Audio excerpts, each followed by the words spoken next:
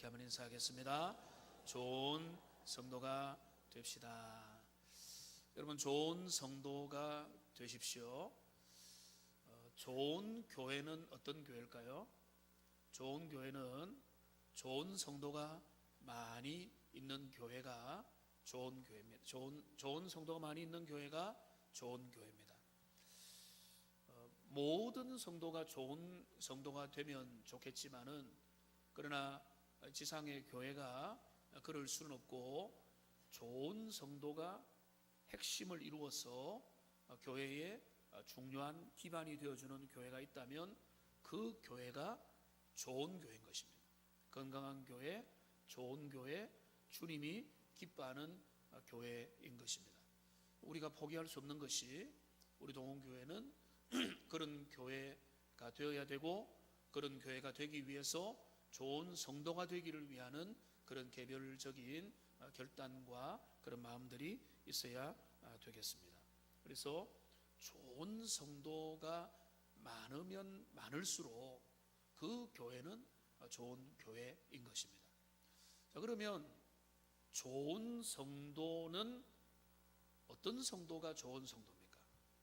내가 볼 때 멋있는 사람이 좋은 성도라고 볼 수는 없겠죠. 좋은 성도는 내 기준이 아니라, 세상의 기준이 아니라 하나님이 보실 때에 마음에 든다, 칭찬 들을 만하다, 내 마음이 기쁘다라고 하는 그 사람이 좋은 성도인 것입니다.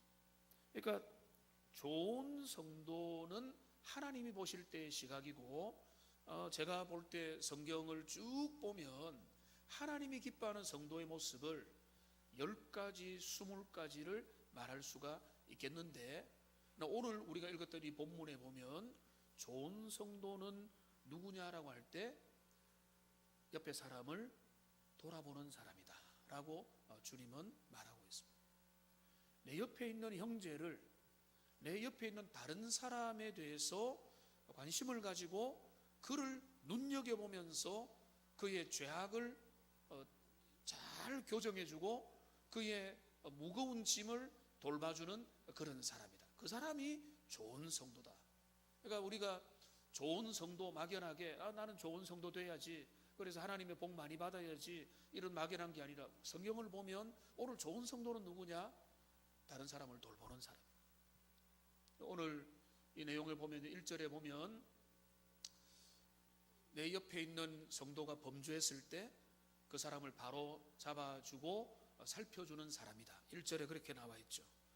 그 다음 2절에 보면 짐을 서로 져준다. 무거운 짐이 있을 때 무거운 짐을 서로 분담을 해주는 그런 성도다. 그리고 물론 자기 자신도 잘 살피는 겁니다. 5절에 보면 자기의 짐은 자기가 지는 것. 그러니까 여기 1절부터 5절에 보면 이웃의 잘못과 허물에 대해서 적절하게 살펴주는 사람, 이것도 다른 사람을 관심을 가지는 것이죠. 옆에 무거운 짐을 진 사람이 있으면 그 짐을 들어주고 도와주고 힘을 같이 동참하는 것, 그러면서도 자기 자신을 잘 살피는 것, 이게 바로 하나님이 원하는 성령 충만하고 성령의 인도를 받고 믿음으로 걸어가는 좋은 사람의 기준이 되는 것입니다. 저는 좋은 교회는 좋은 성도를 가치 있게 여기는 교회다, 이렇게 믿습니다.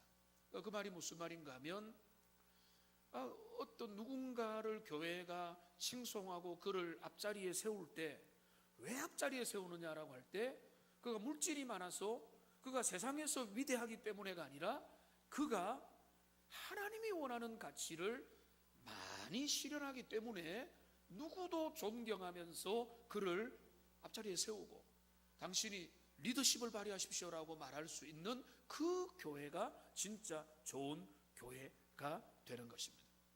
오늘 우리가 이 내용을 통해서 우리가 이 가을에 우리 자신을 돌아보고 우리의 신앙의 발전을 위해서 생각해 볼 때, 나는 좋은 성도인가, 그리고 특별히 나는 정말로 내 옆을 돌아보고 이웃을 살피면서 성도를 향해서 내 마음을 열고 있는 그런 하나님의 사람인가를 살펴보는 그런 시간이 되면 좋겠습니다. 좋은 성도는 여기 이제 세 가지 모습을 제가 말씀드렸는데, 먼저 첫 번째로 뭔가 하면 범죄한 자를 적절히 세워주는 사람입니다. 여기 보면 이렇게 시작하죠. 형제들아, 사람이 만일 무슨 범죄한 일이 드러나거든. 여러분, 여기 범죄한 일은 살인과 간음과 강간과 강력 범죄를 의미하는 게 아니라고 봅니다. 살인죄가 일어났는데 교회가 뭐 재직해 모여서 어떻게 할 거냐, 뭐 그런 게 하는 목적이, 그거는 경찰에 빨리 신고하고 사법의 판단을 받아야 되는 그런 영역에 가깝겠죠. 여기서 말하는 범죄는 어떤 의미에서는 앞에 나왔던 그 육체의 일들 15가지 목록들이 있죠. 여기 5장에 나타나는 이 육체의 일들로 나타나는 이 모든 부정적인 일들이 그 생활 속에서, 삶 속에 드러나게 되고 밝혀지게 되는 그런 경우가 있게 되는 것입니다. 그러니까 이런 범죄하는 현장을 여러분이 목격했을 때, 어떤 집사님이 실수하는 장면을 봤을 때, 어떤 성도가 하나님이 미워하는 일들을 하는 모습을 확인했을 때, 뭐 예를 들면 이런 것이죠. 교회 안수 집사님인데 주일날 예배 안 드리고 산으로 들로 놀러를 갔다 라는 것을 내가 알게 된 것입니다. 그 일에 대해서 여러분들이 그 범죄가 드러난 것이죠. 교회 안에서 여러 사람들이 모여 있는 데서 화를 내고 감정을 폭발시켰다. 그 죄가 그 가운데 드러나게 된 것이죠. 교회 안에서 부적절한 돈 거래를, 상업적인 거래를 하게 되면서 여러 사람들의 마음들이 불편하게 되었다. 그 죄를 알게 된 것이죠. 성적인 문제, 말로 하는 범죄의 문제도 일어날 수가 있는 것입니다. 그러니까 교회에서 믿음 생활하다 보면 내 형제와 내 자매와 우리의 주변에 있는 믿음의 식구들 가운데서 잘못된 것, 허물들과 연약함들과 아주 크고 작은 죄악들을 우리가 발견하게 되는 일들이 있게 되는 것입니다. 바로 그게 뭡니까? 무슨 범죄한 일이 드러나게 될 때에 라고 이렇게 말하는 것이 이 모든 것들을 가정하게 되는 것이죠. 이럴 때에 그 성숙한 좋은 성도를 어떻게 하는가라고 오늘 바울이 제시를 하는데, 먼저 이렇게 표현합니다. 한번 따라 합시다. 형제들아. 다시요. 형제들아. 여러분, 이 말은 상당히 중요합니다.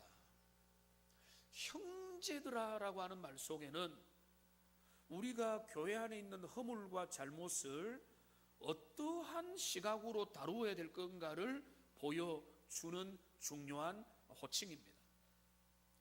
가족은 세상의 법정처럼 문제를 다루지 않습니다. 세상에서는 법으로 해보자라고 말을 하죠. 그러나 주님의 교회는 법이 우선이 아닙니다.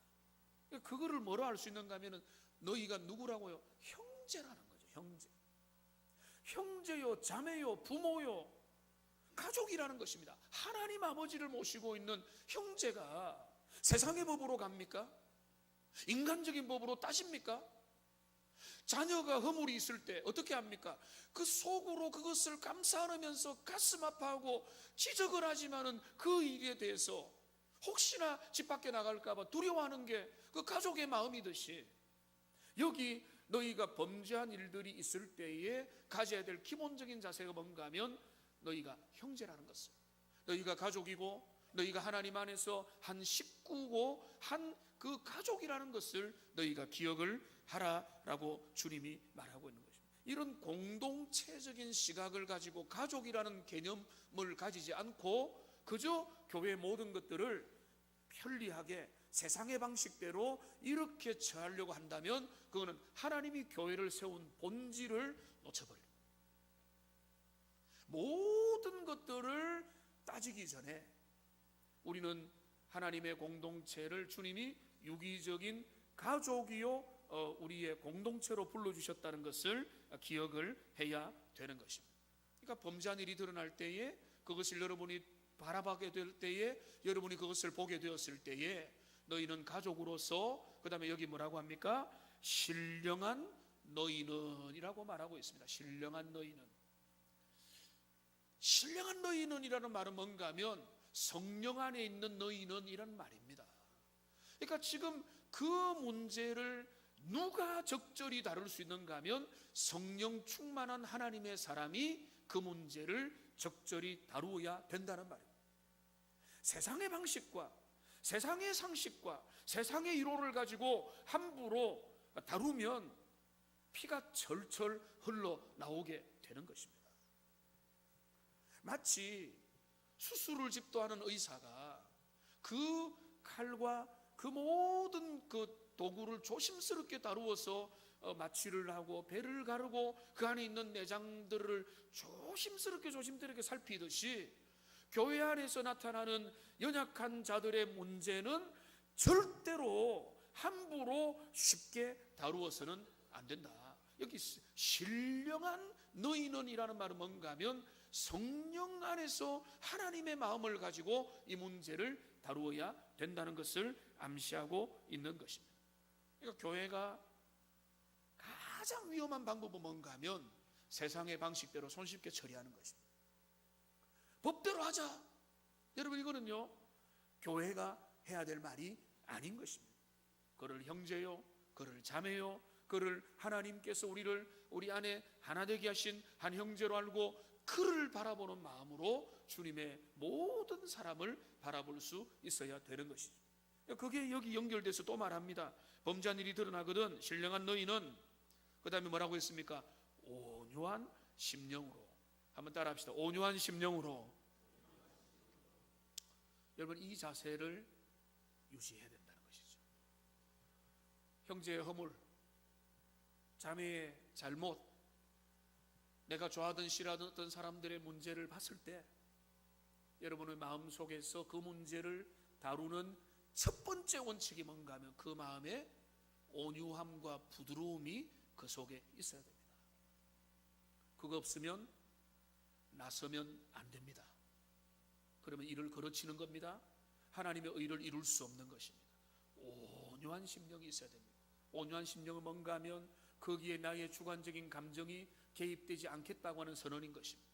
하나님 앞에 부드러운 마음으로, 겸손한 마음으로, 그리고 아버지의 마음, 어머니의 마음, 정말로 사랑의 마음으로 그 일들을 바라보겠다는 것이 바로 온유한 심령의 마음인 것입니다. 사적인 감정을 가지지 않는 것이죠. 여기 또 뭐라고 했습니까? 신령한 너희는 온유한 심령으로 그러한 자를, 여기 뭐라고 했죠? 바로잡아라 라고 말했어요. 바로잡아라. 바로잡는다는 것이 중요한 것입니다. 바로잡는다는 것은 그 사람을 정죄하고 그 사람을 심판하고 당신이 잘못했다라고 하는 것을 만방에 드러내는데 목적이 있는 게 절대 아니라는 겁니다. 바로잡는 것은 뭔가 하면 교정입니다. 교정은 뭔가 하면 당신이 제대로 다시 할 수 있도록 코칭을 해주는 것입니다. 그래서 다시 한 번 더 그 부족한 부분들을 다시 교정해서 잘할 수 있도록 기회를 주는 것이 바로잡는 것입니다. 여러분, 운동을 우리 남성이든 여성이든 뭐 배드민턴을 치든 탁구를 치든 테니스를 치든 뭐 골프를 하든 뭘 하든지 간에 운동에는 제일 중요한 그 레슨에서 뭘 합니까? 자세 교정을 하는 것이죠.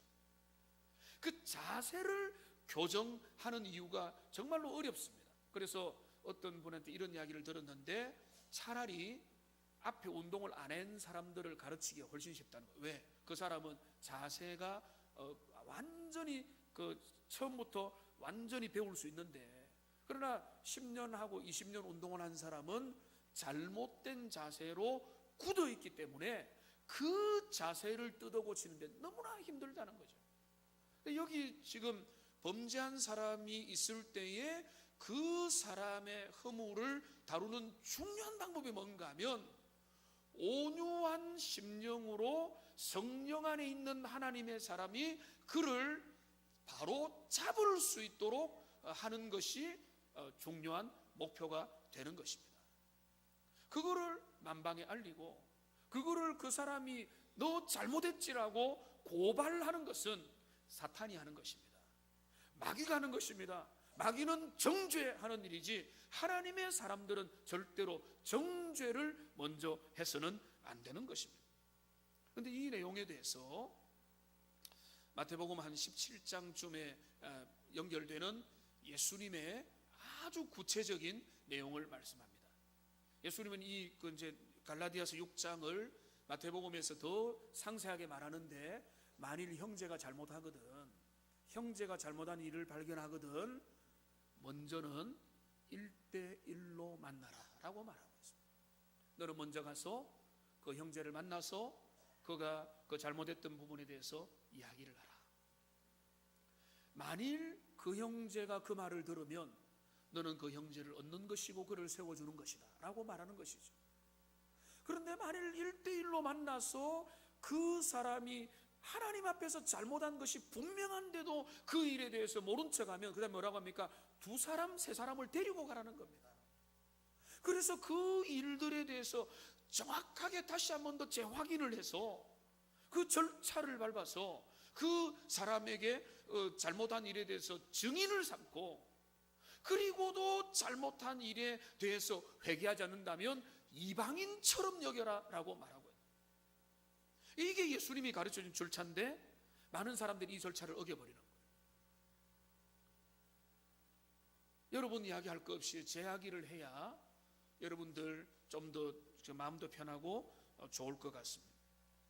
제가 부임 초기에 그 헌금을, 주일 헌금을 제가 11조 헌금할 것 따로 다 하지만은 주일 헌금을 1부, 2부가 있는데 한 번을 처음에 했습니다.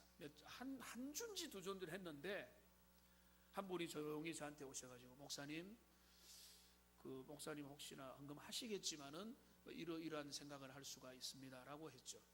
그때부터 지금까지 2번 나누어서 잘 하고 있습니다. 근데 그분이 참 고마운 게 개인적으로 다가와서, 목사님 잘 하시겠지만은 이렇게 좀 하는 오해가 있으니까 참고하십시오 하고 저한테 그 말을 해줬을 뿐이에요. 저는 그게 너무나 합당한 말이기 때문에 들었죠. 근데 그거를 가지고 목사님이 어떻게 하더라 이렇게 해보세요. 그거는 덕을 이루지 못하고 저도 세우지 못하는, 몇 주 전에 있었던 일입니다. 몇 주 전에 제가 열정적으로 말씀을 잘 준비해서 설교를 열심히 했습니다마는 하나의 실수가 있었어요. 그 실수가 뭔가 하면 이디오피아 그 여왕의 이름이 간다겐데, 저도 기억을 합니다. 제 실수를. 뭔가 하면은 이디오피아 내시의 이름이 간다게였습니다 라고 이야기를 했어요. 여러분 그 이제 설교에 아무런 문제도 안 됐죠. 그러나 그 정보는 잘못된 겁니다. 그때 조용히 한 분이 찾아오셨습니다. 목사님, 제가 정말로 조심스럽고 목사님의 설교에 대해서 제가 뭐라고 말은 못하지만은, 근데 이거 볼 때 간다게가 내시 이름이 아닌 것 같습니다. 제가 듣는 순간에 바로 알죠. 그거 아니거든요. 그러니까 너무 감사합니다.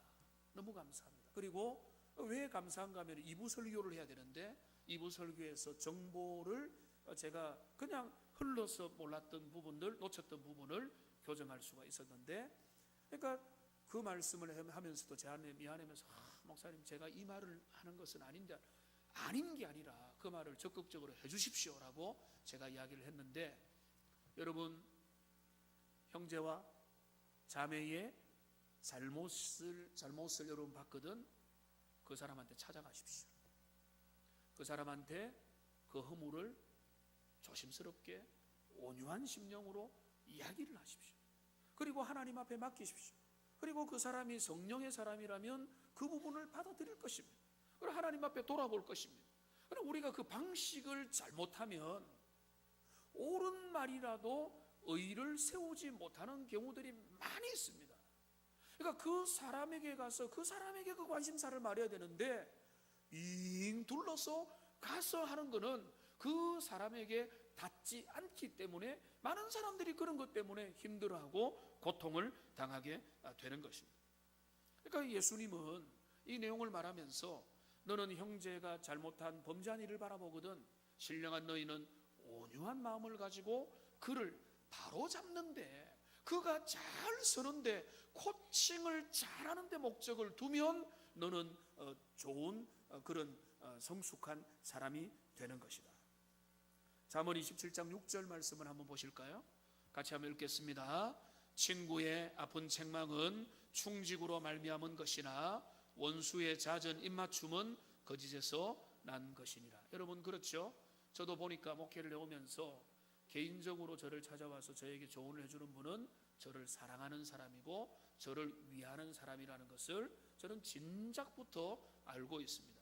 그래서 때로는 쓴소리 해준 분은 거의 없지만은 때로는 제가 정말로 몰랐던 부분에 대한 이야기를 해주면 정말로 고맙고 그분들은 정말로 저를 사랑하는 마음으로 해주는 것이구나라는 것을 금방 알아채고 고칠 수 있는 것은 금방 고치는 거예요. 여러분들 서로가 마찬가지라는 겁니다. 교회 안에 있는 형제와 자매의 허물이 보입니까? 잘못된 일들을 보입니까? 만방에 알리지 마십시오. 다른 사람한테 이야기하지 마십시오. 기도하고 먼저는 내 마음이 온유하게 준비되면, 그리고 주님 그 마음을 가지고 그 형제와 자매를 사랑하는 마음을 가지고 온유한 심령으로 그를 가서 그를 어떻게 바로 세울까, 그가 어떻게 하나님이 원하시는 모습으로 더 잘 갈 수 있도록 이렇게 격려할까, 이게 우리의 목표가 되는. 그러니까 진짜 좋은 성도는 그런 면에서 잘하는 분이다라는 것을 잘 기억하면 좋겠습니다. 여기 두 번째로 좋은 성도는 어떤 성도인가? 다른 사람을 돌아보는데 다른 사람의 무거운 짐을 함께 져주는 자다라고 말하고 있습니다. 2절을 우리 같이 한번 읽어보겠습니다. 2절입니다. 너희가 짐을 서로 지라. 그리하면 그리스도의 법을 성취하라. 그리하여 그리스도의 법을 성취하라. 여기 짐을 서로 지라고 했습니다. 근데 5절에 보면 뭐라고 했는가 하면 각각 자기의 짐을 지라라고 말했습니다.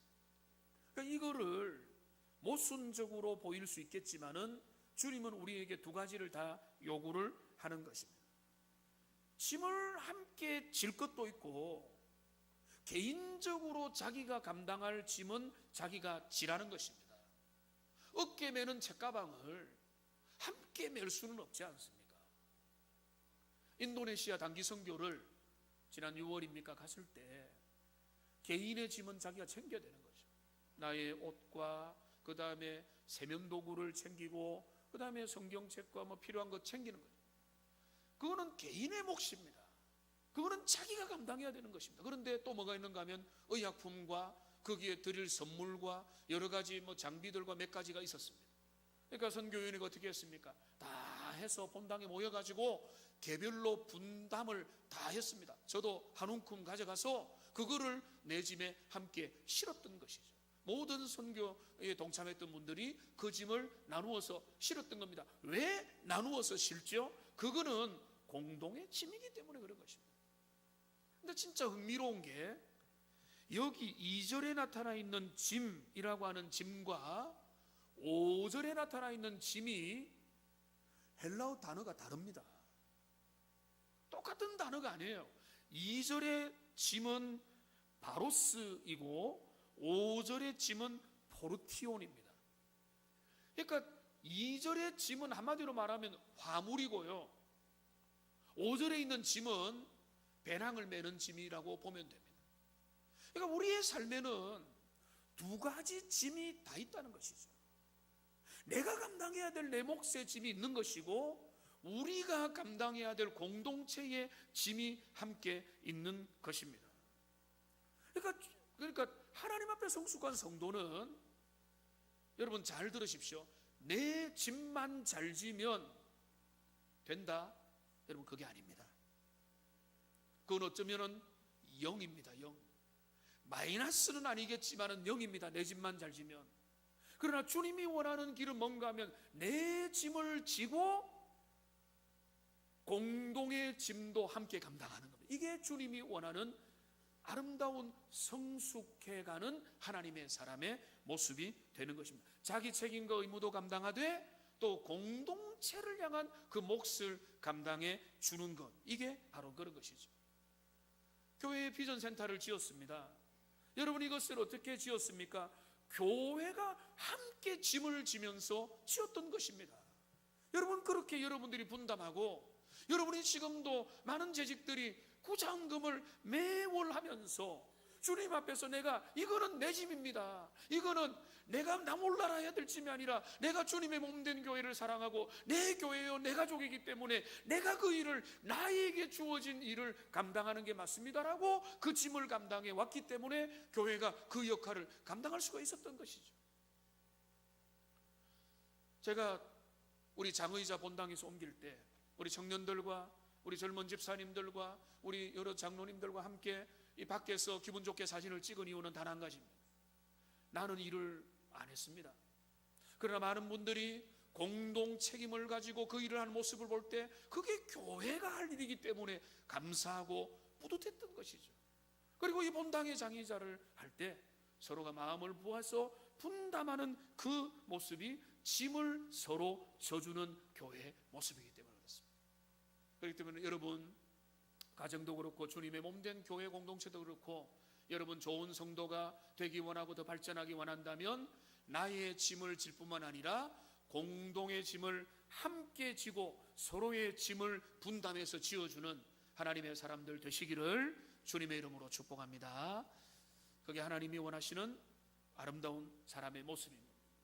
누군가가 너무 짐이 무거운데 너 혼자 지라 모른 척하면 그 교회는 문제가 있는 교회죠. 함께 짐을 져주고 서로 들어주고 백지장도 맞들면 낫다고 하는데 그런 마음으로 함께 협력해가는, 그러니까 서로의 짐들을 살피면서 나도 여기에서 한 영역을 도와줘야 되겠다. 사랑 나눔 축제를 했다라고 한다면 그 축제에서 내가 도와줄 부분은 무엇인가? 어떤 분들은요 그런 게 몸에 익으니까 새가족인데도 새가족 중에서도 교회에 어떤 일이 필요할지를 보면서 내가 뭘 해야 될지 살피는 분도 있더라고요. 그게 몸에 배어 있어서. 그런데 성숙한 사람은 어떤 사람인가 하면 내 다른 사람의 짐을 지주면서 함께 분담을 해주는 사람들이다, 이렇게 볼 수가 있겠습니다. 세 번째 마지막으로 좋은 성도는 그러면서도 자기를 잘 관리하는 사람인 것입니다. 오늘 5절 말씀 보시면은 각각 자기의 짐을 질 것이다 라고 말했습니다.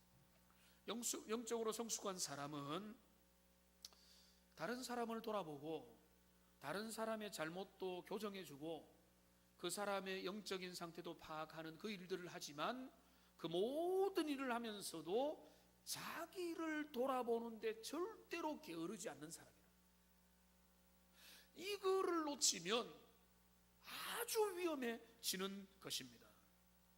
그러니까 다른 사람을 향해서는 돌아보고 엄격하고 잣대를 아주 내미면서 스스로를 향해서는 관용을 너무나 베푼다면 이거는 주님이 원하시는 모습이 아니라는 거죠.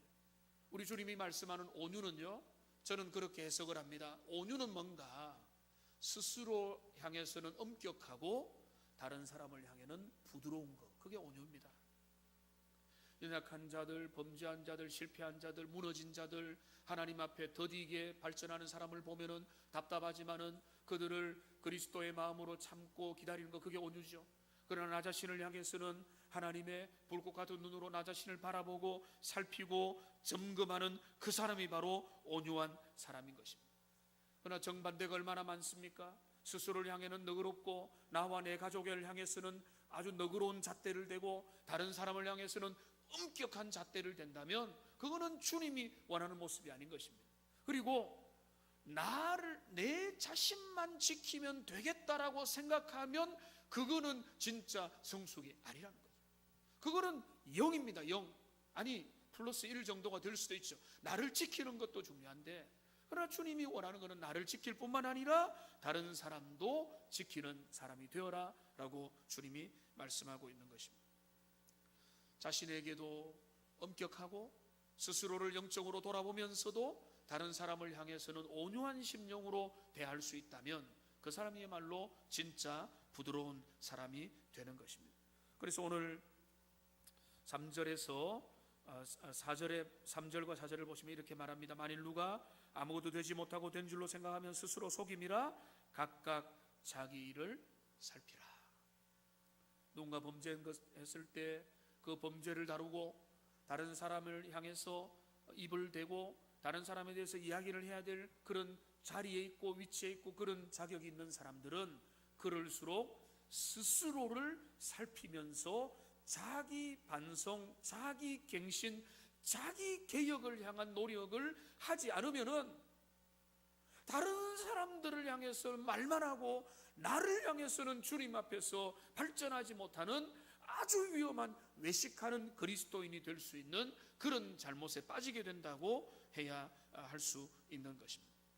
자기의 짐은 자기가 감당하라는 것입니다.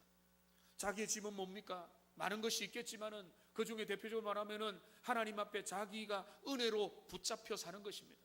내가 믿음으로 살고 내가 은혜로 감당하고 나의 직분을 감당하는 거, 그거 나의 짐인 것입니다.